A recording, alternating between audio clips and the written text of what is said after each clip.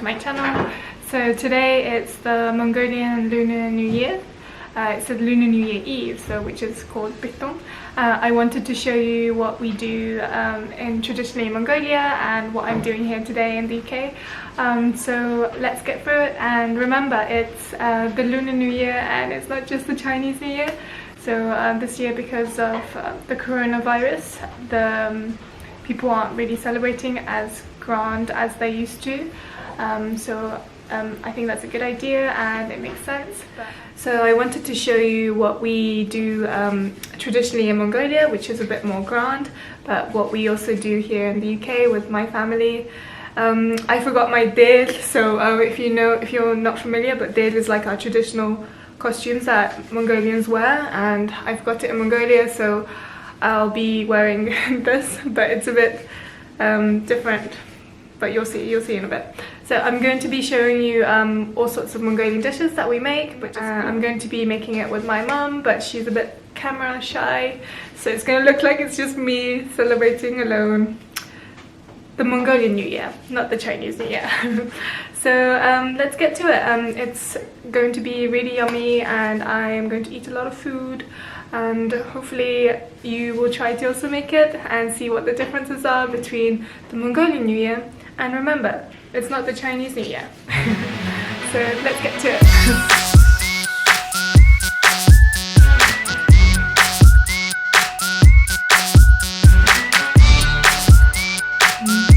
Okay, so we're about to make the gurmul. Okay, so I don't have an apron, I'm sorry guys. So basically what happens is you get this dough and then you make a hole in the middle and then you basically stretch it out. And yeah. So the Mongolian and Chinese New Year similarities would be that we both love yummy foods. In Mongolia we rely very heavily on meat dishes such as dumplings, and we even have a whole sheep on our table called ot, and basically instead of the Westerners having a turkey, we usually have a whole sheep.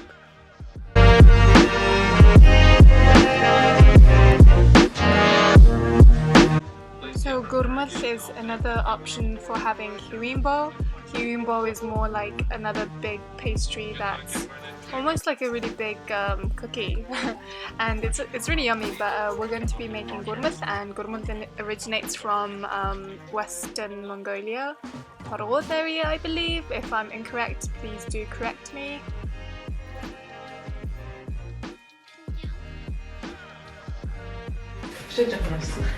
You want it to be quite evenly spread.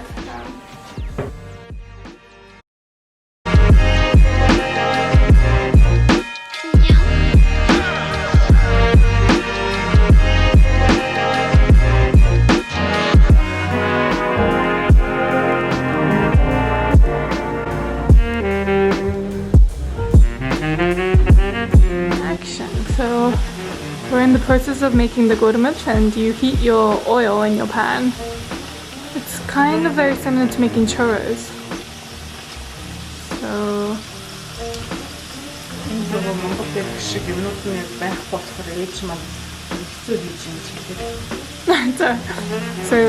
because the ingredients that we use in Mongolia aren't really available here, we use it's a bit hard, so my mum wants you to know that.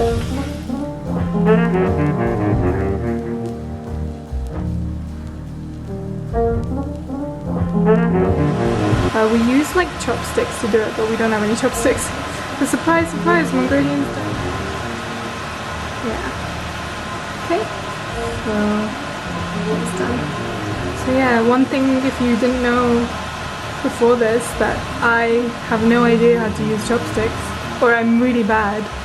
So usually I'm the one in the Asian restaurants that ask for chopsticks, and they just give me like the world's most awkward look.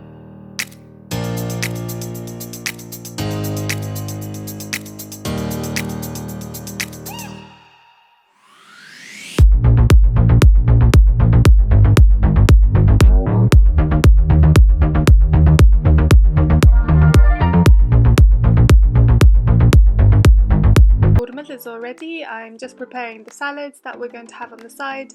Those salads are more Russian styled with a lot of vegetables and some sausages.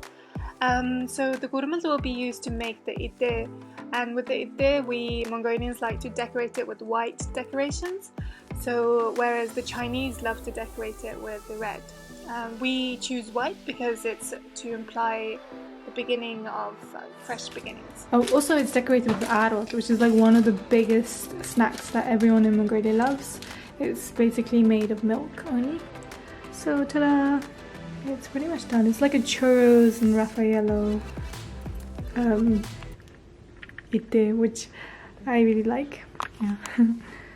So now it's time to start making the dumplings. In Mongolia, we like to make the dumplings usually with meat and only seasonings of garlic and salt.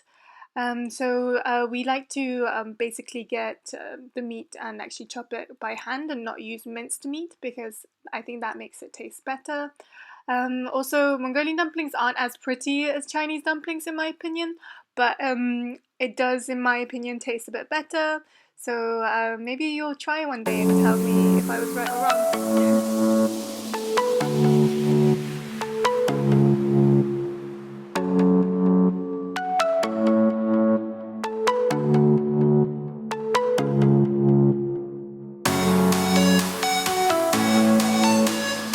So making boz, which is Mongolian dumplings, is a long process. Usually people make it in the thousands or the hundreds, usually in Mongolia, because they have that many guests and family coming over. So I remember in Mongolia I used to make it and my hands would just get almost like sore, and during the night it would just be so hot and I would wake up thinking my hands were on fire, but basically I was making dumplings the whole day. So don't worry if this looks hard to do, it will come to you in practice, and it's really yummy once you get it all ready and made.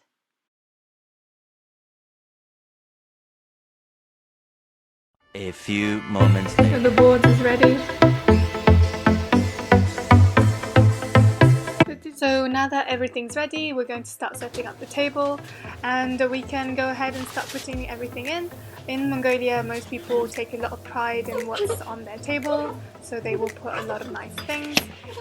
Everyone gathers on New Year's Eve with their immediate family, and on New Year's Day they immediately go out to see their extended families.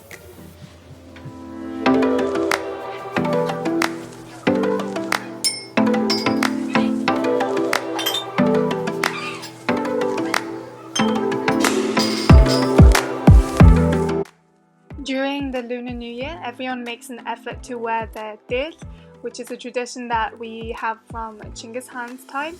And so my baby brother's wearing his dir, and now that the food is ready, we're about to dzalbach, where the young people go up to the elderly with some money and gifts, and we say amoreno, which means how are you doing in this new year, and we say that we wish you the best of health and luck. I think in the Chinese New Year we say, they say something a bit different, which might be more involved to do with money. And I think in the Chinese New Year, the kids actually get money and gifts. In Mongolian Lunar New Year, the kids do get gifts, but not as much as the elderly.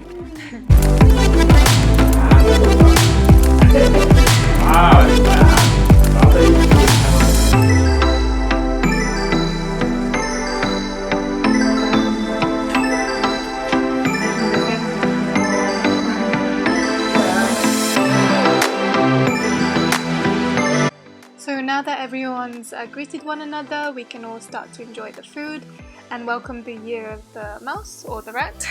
So now during New Year's Day, everyone in Mongolia likes to watch wrestling and all sorts of Mongolian TV shows about цагаан, whereas in China I think a lot of people like to go and watch the dragon dance or the lion dance, etc. So as you can tell, I'm not Chinese, but I hope you guys enjoyed this comparison between the Mongolian and Chinese New Year, and hopefully if you like this, then make sure to subscribe and stay tuned.